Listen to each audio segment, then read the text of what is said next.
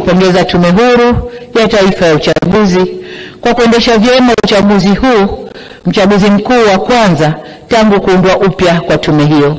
Safari hii wakurugenzi wa halmashauri hawakusimamia uchaguzi, wala hakuna mgombea aliyepita bila kupingwa. Sisi tuliogombea na vyama vyetu hatukukosa viwanja vya kufanyia mikutano yetu. Kwa ujumla, kampeni zilikwenda vyema. Aidha, utaratibu uliofanyika wa kuongeza vituo vya kupigia kura ulisaidia sana kuondoa msongamano katika vituo hivyo. Kwa hakika upigaji wa kura ulirahisishwa sana na haukuchukua muda mwingi wa wananchi kama ilivyozoeleka.